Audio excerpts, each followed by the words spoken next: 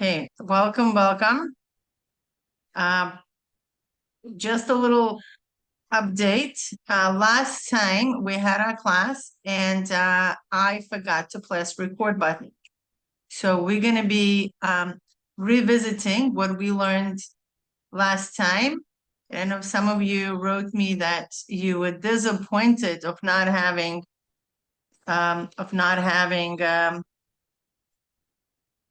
the recording. So Bezrat Hashem, we're going to do the recording again now with whatever material we learned in our previous class, and that will be actually a very good chazara because we are starting to learn something new, something very, very new.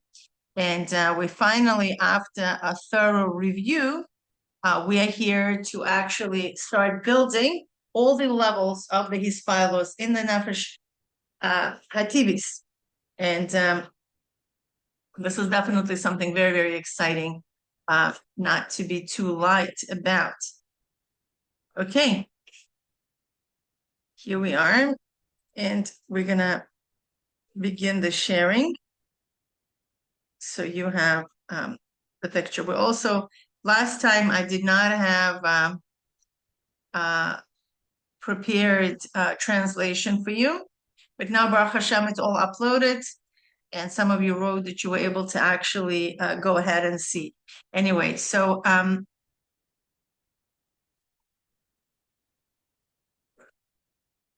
we are right here. This is where you could find your chapter 1. And these are, these are the summaries. We're going into the text. This is chapter 1. It goes all based on the paragraphs. As you scroll down, you'll see here chapter 2. And we're going to begin. Paragraph 1, we covered 2 classes ago, and we're going to go straight into the paragraph 2.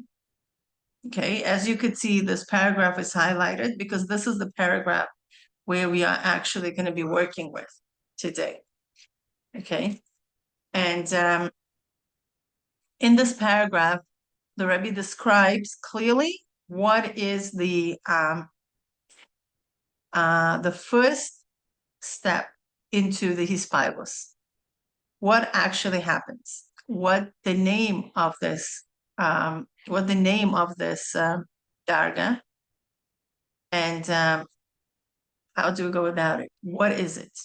V'hine madrega ha'alef hu b'chinas Shmia Merachok, and the level is the aspect of hearing from afar. Hainu sheshomea u'mizboinen be'elokus dafka, meaning that one hears and contemplates godliness specifically, and he makes that distinction that it's not coming from anything other than godliness. It's not coming from any other types of teaching or meditations or whatever so-called spiritual work that people do, breath work and all that stuff. This is irrelevant. We're talking about when a person specifically, deliberately contemplates about godliness. And there are many different types of contemplation. He doesn't go in detail about what is it, but he's talking about the content of contemplation. And the content of contemplation here is God. So we are talking about when a person is really involved in knowing God. And that results in this Hahislaalus. So umisbainan be'elokus dafka, and he contemplates specifically into elokus, v'nitames v'nitkabel etzlo b'moicha inyan elokim. And what ends up happening, and the godly concept becomes verified and accepted in his intellect. Shuhu davar emes la'amitay, as something that is absolutely true. Okay, in other words, it settles very well in his mind. The idea of godliness settles very well in his mind, meaning that God is not just some kind of interesting idea, but it actually goes into the category of absolute truth.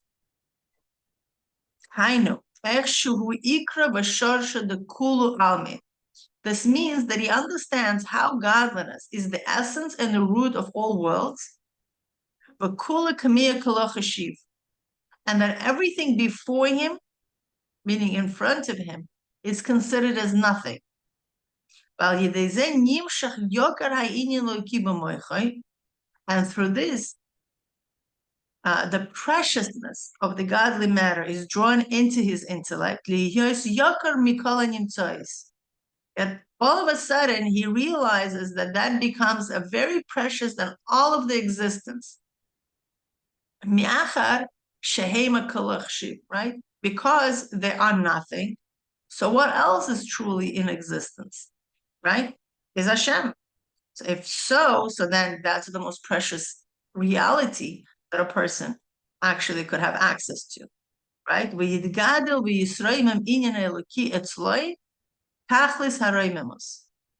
And that results in him that the godly matter becomes exalted and elevated for him to the ultimate degree of loftiness. Okay, that's the highest thing in his understanding he can access. And that's the first level we're talking about, right? And we realize that it's not just a simple level. But at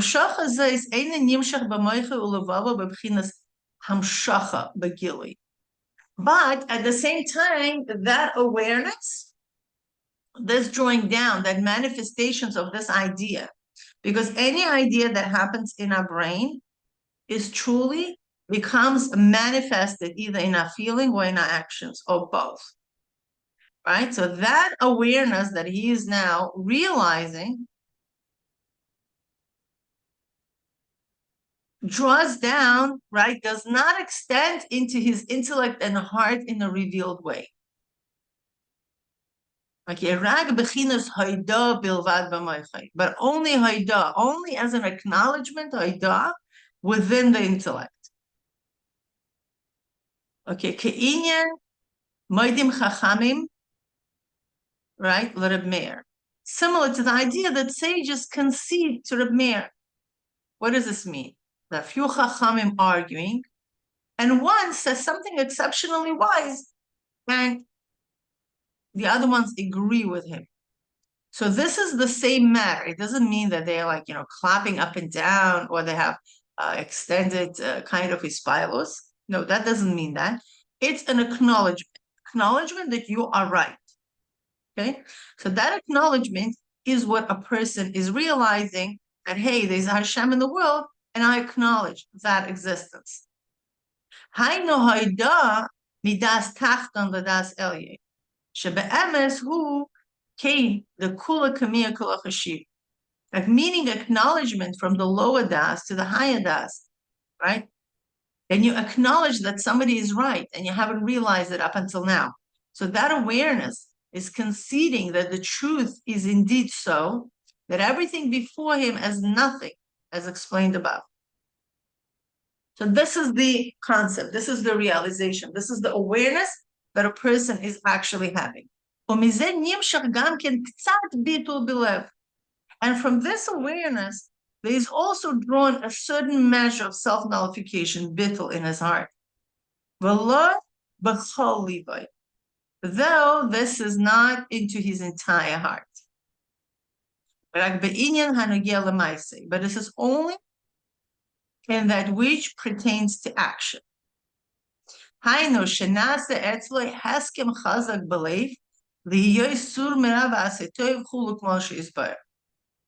That within him there is formed only a strong resolution, heskem, to turn away from evil and to do good, as it will be explained.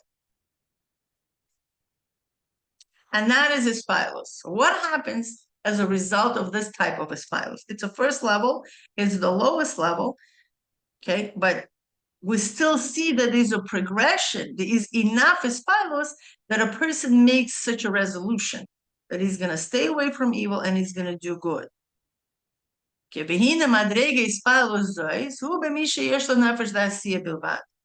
This level of arousal exists in one who possesses only the soul of a seer. Okay?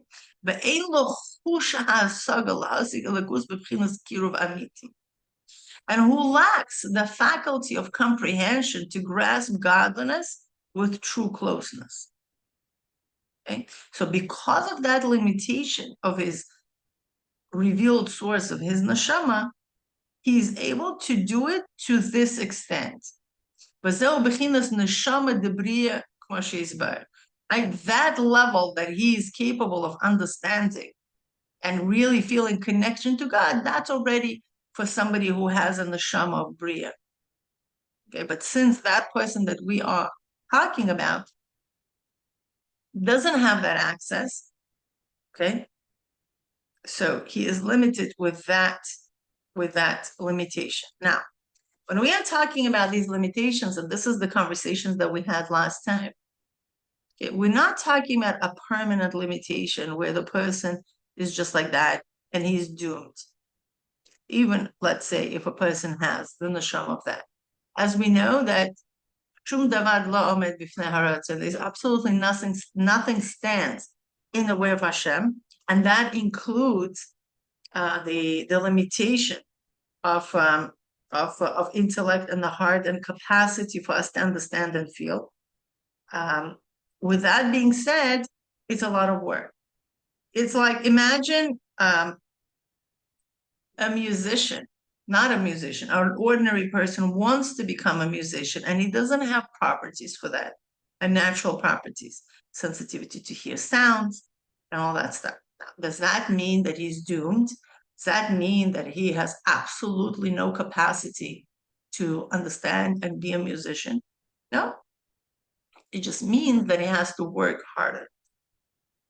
Okay, we all have all talents. We all have our kochama skill. And we have a tremendous amount of potential to become anything we would like to become. But some things come more natural to us than others. Okay? It really depends on the shorsh of our neshama, our talent, our inborn capacity. But that doesn't mean that we cannot become something. Could become. We have access to everything that is really hidden within us. But this is the key word, hidden. How much work a person needs to do in order for that hidden potential to become a revealed potential, that's already based on the ratzon and based on the yidiyah that the person is going to be putting in order to achieve that result. Okay, but that doesn't mean that a person is doomed and then that's it. No. Even the neshama of Asiya, okay, that has that limitations that we are discussing, if she really wants, if the person really, really wants, and if they're stubborn and they work on themselves, so on and so forth, they're capable of transcending that limitation of the soul because they have essence, as we already discussed in earlier classes. Nevertheless, mer koach ma shebenafshe eloki, right? The power of koach ma within his godly soul shines. Okay, and that's the level of chochma. Okay, lirois ha'emes, and that because of the shining of that aspect of the soul, he's capable to see the truth. Okay, because on the level of chochma we see, so that's why he uses the word to see. Okay, not to understand, because he doesn't have a capacity to understand. He's able to sense and see the truth. Though it's only in the matter of seeing from afar. For the power of ma that exists in every soul. Okay, nefesh mi Yisrael, gam mi she'ein lo rak nefesh da'asiyah. This exists even in one who possesses only the soul of Asiyah, because this is the realm of Kedusha, and in Kedusha, all levels are made up of the higher levels. Okay, so inside the nefesh of Asiyah shines the koach ma. Okay, and that's what the guide for the person, even on this low spiritual statue, to sense the truth and act on it. Okay, and this illumination remains only as encompassing light.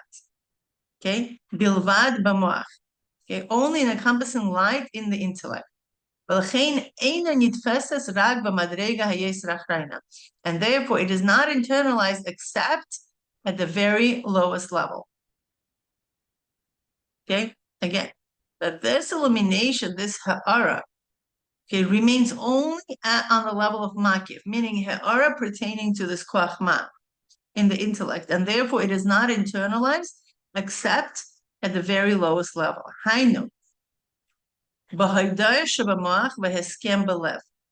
Like what exactly, to what extent this Hahislaalus actually affects the person? Okay, that only to acknowledge, right? Namely, acknowledgement in the intellect and the resolution in the heart. Meaning, I acknowledge Hashem's existence. That's an intellectual thing because it comes from his bitul, but the resolution happens in the heart. Okay, resolution is like, okay, I'm going to do it. Okay, that's what happens, right? Corresponding to the netzach hod yisod within the intellect and emotions, which is the level of nefesh. Okay, these are the lower faculties that pertaining to action and taking resolutions to act on the ideas that we understand. Okay. So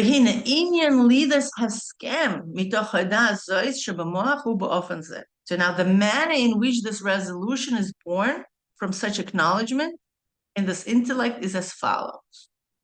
Okay, so how in the world would this resolution really be born? Like, why would somebody say, oh, you know what? I'm going to do Torah mitzvahs, which is sur meravasete. Like, why would somebody do such a thing?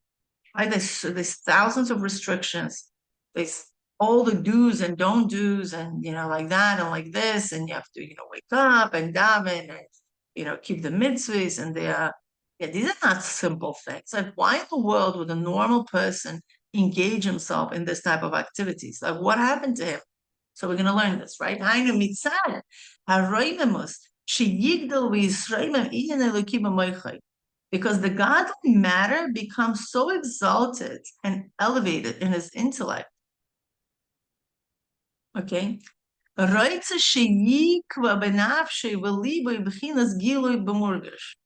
because he understands, like, wow, this is unbelievable. Okay?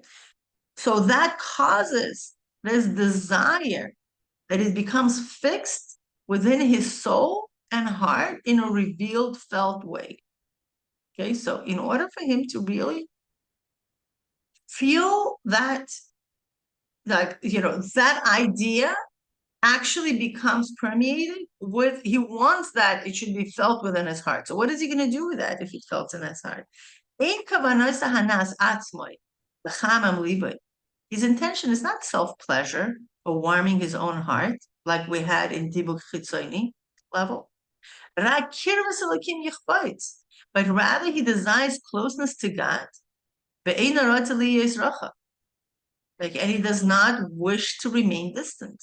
That's all his wish. Because he realizes the importance of godliness, he cleaves to be close to it and doesn't want to be far from it.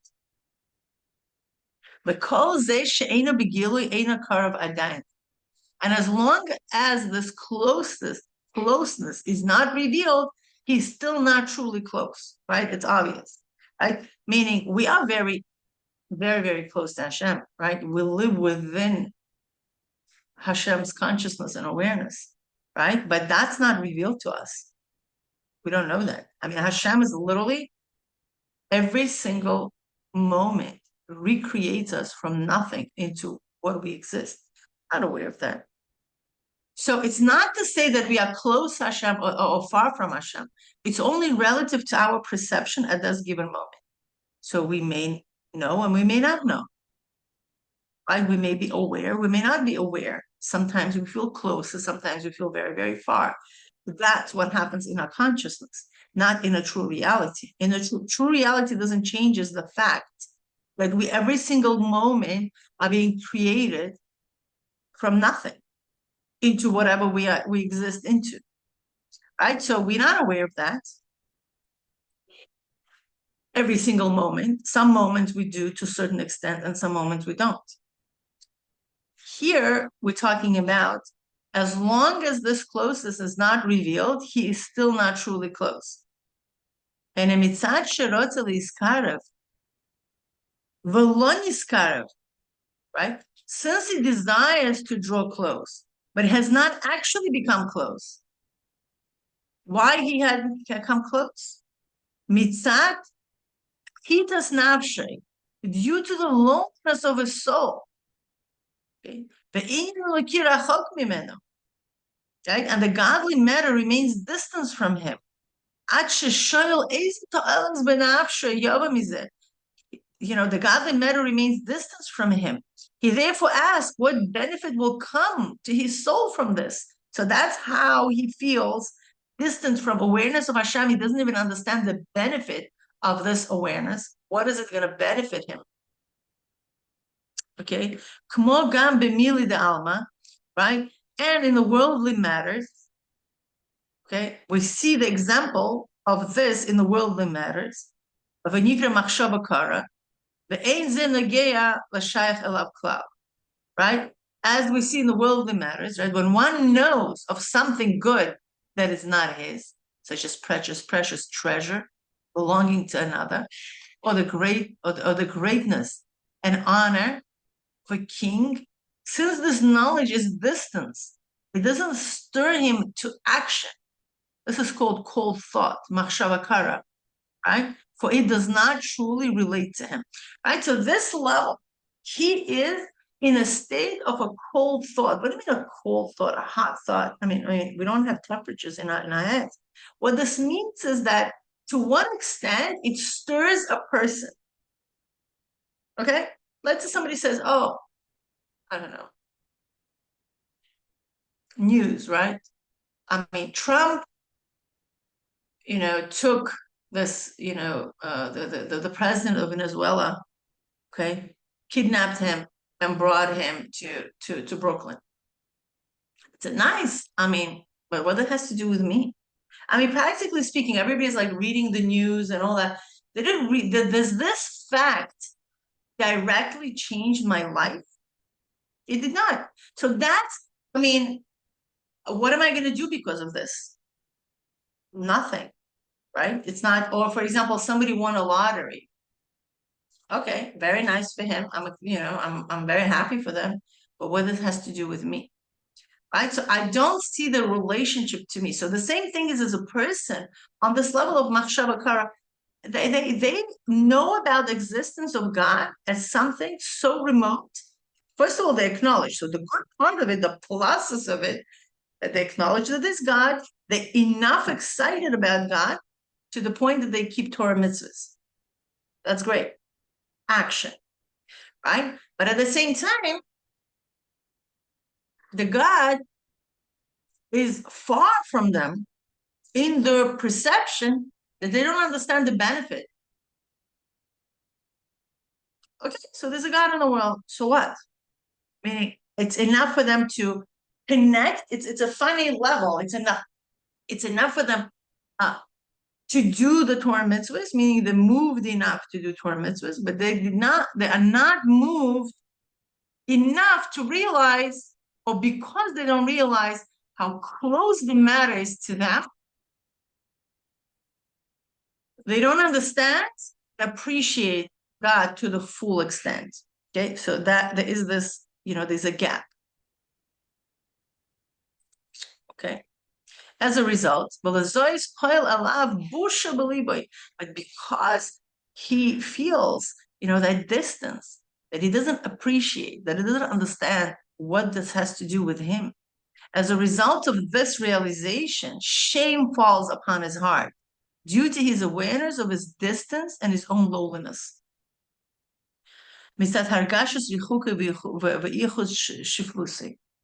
Right? This is also lowers all the material matters in this world in his eyes. And this is all happens since contemplation of godliness has been accepted within him. Okay, Aram al Okay, forget about it. My Yiddish, I need to learn it. In other words, he falls in his own eyes, and the world also falls in his estimation. Okay? It's interesting because it's interrelated. And therefore he sighs. He's like, oh my gosh. And his heart worries within him. Al heder kiruv b'moach v'lev. Why is he worried? Because he lacks the closeness in his mind and in his heart. Okay, so he is like not in such a fun place to be. But because he senses the importance and he senses the yakar, preciousness of Elokus, what happens? For this is born within him a strong resolutions. Okay, so he says, you know what? I don't understand. I do not feel. But there's one thing I can do, even if I don't understand it, if I don't feel. And we all know that very well. We do so many things. I guess 90% of things, but we don't know why we're doing this. Okay, and we also not necessarily feel like doing them, but we do them because this is what life. It's life. Like you get up, you don't want to get up, you don't say why you need to get up, but you still get up. You do, your morning routines, and so on and so forth, right? And the same thing is in this level. He realizes that he cannot grasp mentally, and he cannot. His heart doesn't have a capacity to feel, but at the same time, he wants to ask. And from this is born within him a strong resolution to turn away from evil and do good. As explained in Tanya,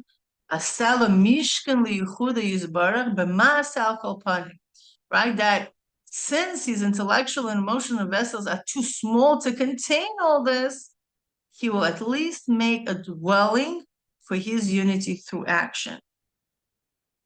Okay,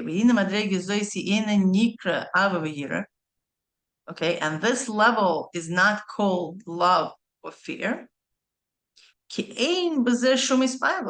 because there's no emotional arousal in it. This level doesn't have emotional arousal. So on the contrary, it's the absence of emotional arousal. Okay, but that's still called the first level of hispilus. Why? Because a person is mispile at least to act. Why? Because it stems only from the desire for closeness to God. Yet there's godliness within it. So what is that pushing him to at least do? That shows that there is this level, koachma, which we earlier discussed, that's within him that is pushing him to at least act. Right?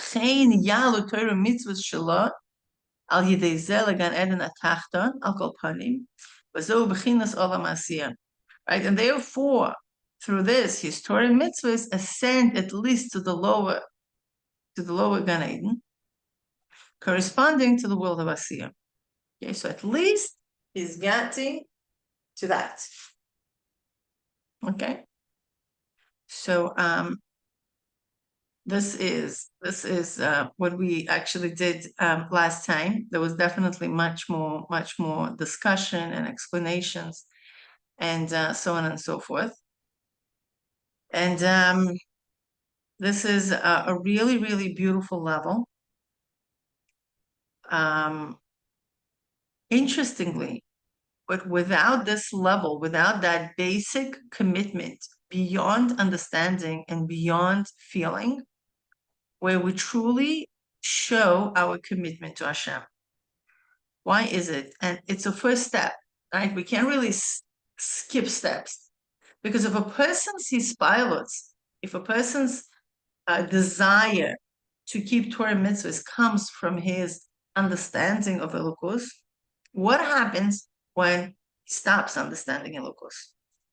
Right? So the ma'aseh, his action to keeping Torah has to come out of this level of his hispilus. Why? Because when he doesn't understand and when he doesn't feel, he still does. And that's the beauty of it. Because we go through different stages in life, and a lot of times we need to recalibrate. That happens, whether we want it or not. This is just the makeup of a human being. We recalibrate. And for that short period of time, and sometimes it could be a long period of time, a person may not have the needed hislaalus, the inspiration. They don't feel inspired. Okay? But we still need to keep Torah mitzvahs, right? Imagine a mother wakes up in the morning. She needs to feed her kids. Yesterday, they were all nice, beautiful, lovely, gorgeous babies who were smiling and, gave us so much joy. And today, she doesn't feel like so much joy. What is she going to do? She's not going to feed her kids. No, but she still does what she needs to do, right? That's why. Why is it? Because we feel committed. We made those kids, we gave birth to them, and we feel the obligation to take care of them, at least the basic needs. Why is it? Because we have a commitment. The same thing is in our relationship. We commit to our spouse. It definitely comes with a lot of hislaalus. We like them, we want to get married to them, and so on and so forth. But at the same time, not every single day of our marriage we feel as excited as on our wedding day, right? A lot of times we feel disappointed and, quite the opposite of how we felt. Now, that doesn't mean that we should pick up ourselves and go. Why? Because there is an inyan of commitment. And this is the level that really establishes that commitment, that not always I will understand, not always I will feel, but at least I will commit because of that koach ma that shines through the pnimius of Kalim within me, that I'm sensing the truth of what I'm doing, right? Like nobody just walks away and not feed the newborn baby, because they just don't feel like it. No, we still do it. It doesn't feel good. It doesn't feel comfortable. Obviously, we do everything that we should feel the joy of parenthood, but nevertheless, we still do what we need to do. And this is coming from this level of heskem, right? That's where we make the commitment. That's when we agree. Yes, I agree to be part of this, and it's a long-term relationship, and that's where the beauty of this level. This is this commitment us to Hashem, that although He's far beyond us, and as much as we try, we may not fully understand the capacity of His love to us,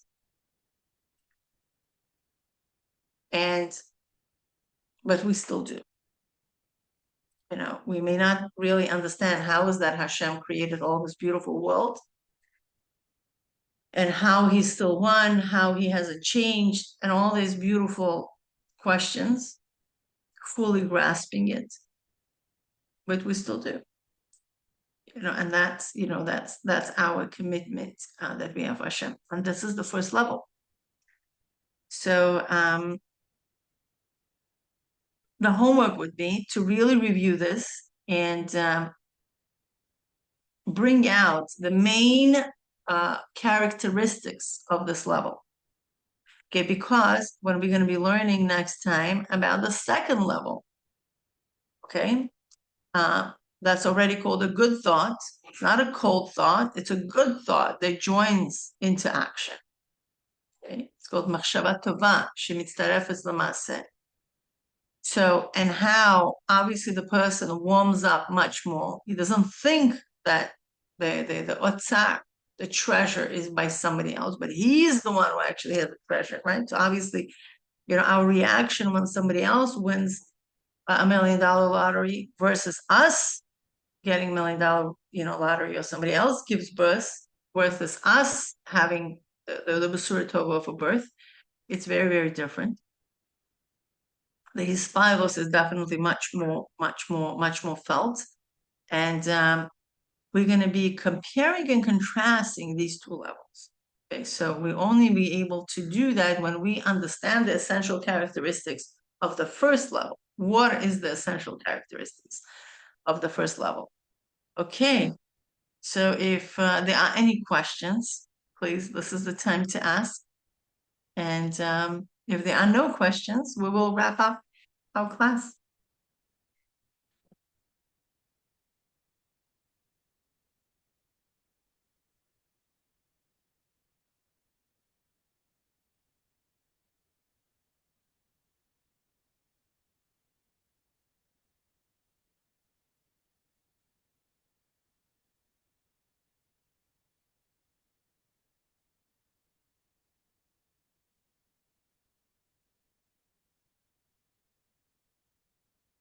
Okay, so I guess we're all done. We're all good.